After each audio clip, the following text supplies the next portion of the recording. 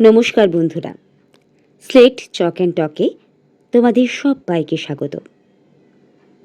আজকে বনফুলের একটি ছোট গল্প তোমাদের কাছে পাঠ করে শোনাচ্ছি। গল্প পাঠ যদি তোমাদের ভালো লেগে থাকে তাহলে চ্যানেলটিকে লাইক, শেয়ার আর সাবস্ক্রাইব করতে ভুলো না কিন্তু। তাহলে চলো শুরু করছি আজকের ছোট গল্প। খনিকা খাস্তগিরের মস্তকে বজ্রপাত হইয়াছে। এখনো কিন্তু সে মরে নাই, বরং এ অবস্থায় মরা উচিত কিনা এবং উচিত হলেও সহজ অথচ মর্মান্তিক মৃত্যুর উপায় কি তাহাই ভালো করিয়া ভাবিয়া দেখিবার জন্য সে ছাদে পায়চারি করিতেছে।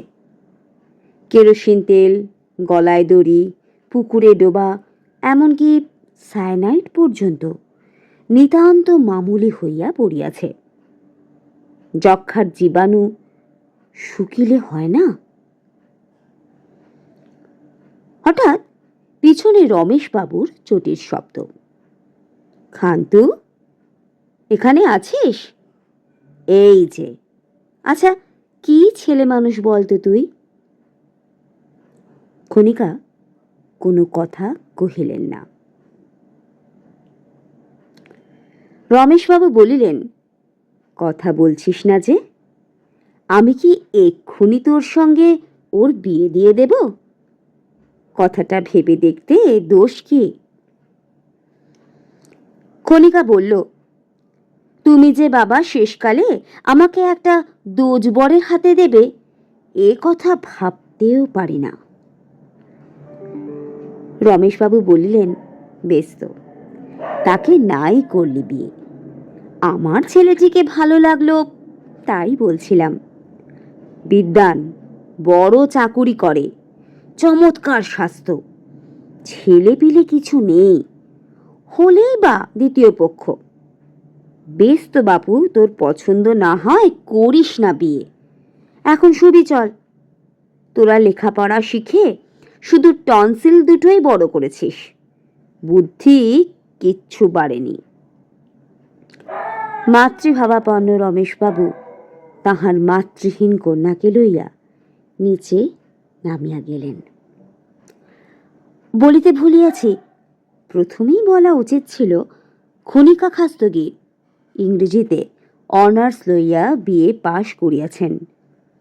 প্রধান মাসিক পত্রগুলিতে তাহার ছবি ছাপা হইয়া গিয়াছে। খনিকা পরদিন বান্ধবী সুজা তাকে বলিল, যাক, খুব ফাঁড়াটা কেটে গেল। লোকটার আক্কেলকে বলিহারি যাই, মরতে না মরতে অমনি বিয়ের তাড়া পড়েছে। পুরুষগুলো আমাদের দেখছে সিগারেটে সামিল করে তুলেছে। একটা ফুরোতে না ফুরোতে আর একটা ধরানো চাই। এই ভদ্রলোক যেন আরো ব্যস্ত বাগিস, যেন আগের স্ত্রীর চিতার আগুন থেকেই দ্বিতীয় বিবাহের হোমের কাঠগুলো ধরিয়ে নিতে চান। সুজাতা জিজ্ঞাসা করিল, ব্যাপার কি? ভদ্রলোক কে? খনিকা উত্তর দিল, ভদ্রলোকের নাম অজয় কুমার বোস। সরকারি চাকরি করেন, কবিতাও লেখেন, কাব্যরস একটু বেশি মাত্রায়। সুজাতা কেবল বলিল, তাই নাকি? খনিকার উত্তেজনা তখনও কমে নাই। সে বলিয়া চলিল, আমার তো মনে হয় আইন করে এসব বিয়ে বন্ধ করা উচিত। সুজাতা কিছু বলিল না। সুজাতা তখন কিছু বলিল না বটে, কিন্তু এ সম্বন্ধে তাহার আইন জ্ঞান সে হাতে কলমে দেখাইয়া দিল।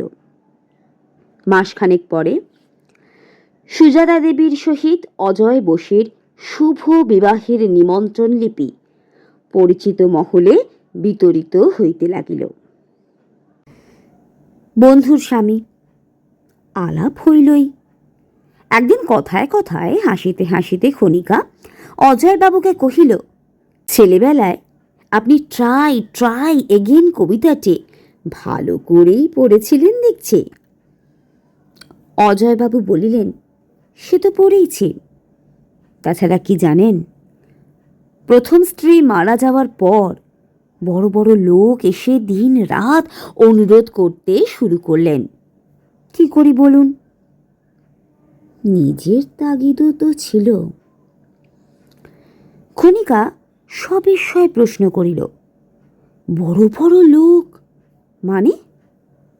এই ধরুন না কেন, যুগ্মপত্নীর স্বামী যাজ্ঞবল্ক্য থেকে শুরু করে শেলি, বায়রন, মোপাসা, রবীন্দ্রনাথ সবারই স্বনির্বন্ধ অনুরোধ। এমনকি আমাদের সত্যেন দত্ত পর্যন্ত বলেন, কে গেছে কে যায় আর অত শত ভাবনার ফুরসত নেই আজ, নেই বন্ধু। ওই যে অমর খৈয়াম আপনি বিয়েতে উপহার দিয়েছেন, সে ভদ্রলোক তো নাছোড়। এখন ভেবে দেখুন, ভদ্রভাবে ওদের অনুরোধ রক্ষা করতে হলে আমাদের মতো গরিব লোকের বিয়ে করা ছাড়া উপায় কি? বোঝা গেছে। কিন্তু অজয়ের সপ্রতিভ সরস উত্তরটা সে মনে মনে উপভোগ না করিয়া পারিল না। লোকটি রসিক, সুজাতা সুখী হইবে। কিন্তু কিছুদিন পরে শোনা গেল সুজাতা আত্মহত্যা করিয়াছে, এবং তাহারও কিছুদিন পরে শোনা গেল অজয়বাবু নাকি আবার বিবাহ করিতেছেন, এবং এবার নাকি খনিকা খাস্তগিরকে। Love marriage.